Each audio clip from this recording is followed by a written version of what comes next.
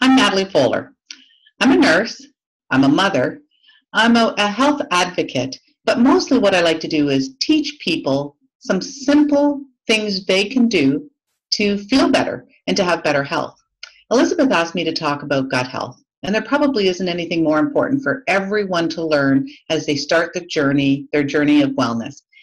You know, over the years, there's been a lot of research between understanding the link between our genes and our health.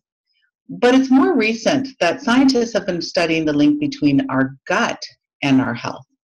Did you know that our gut is made up of trillions of microbes?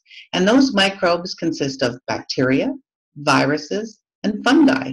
And there's a function to having all of those trillions of cells. In fact, they predict somewhere around 10 times the number of cells that we have that make up our human body, our skin and our lungs and our systems. Those cells make up who you are. They make you, you. But about 10 times those number of cells are found in our intestinal system. So it's clear by virtue of the numbers, there must be a function. And indeed, what they're learning is there's tremendous function and dysfunction depending on the types of microbes you have in your intestinal system. We're going to talk later about how do they get it out of balance. But for now, to understand that there are good bacteria and there are bad bacteria. If you have enough good bacteria and the right kind of bacteria, it means that when you eat, the food you take in is able to produce energy. Your intestinal system is able to make vitamins out of that food and get the vitamins out to where they need to be, and that supports your health.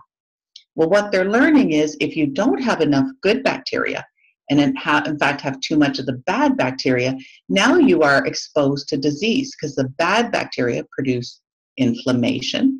We now know that you'll always have bad bacteria in your system. You're born with it. Your gut health is made up of the bacteria that you were born with, and then it'll be influenced by the way you eat and your lifestyle. If you have bad bacteria, as we all do, you may have no symptoms of disease. For example, did you know certain bacteria may cause you to have a pimple?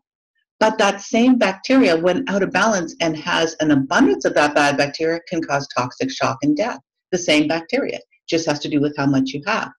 So we need to find out, what do we need to do? We need to understand that there are things we can do, more importantly, that can raise that ratio of good bacteria to bad bacteria. And that's going to be the purpose of this education, is to understand it's there, the good and the bad. The ratio is what's important, the role of understanding what the good bacteria does, how we can change that.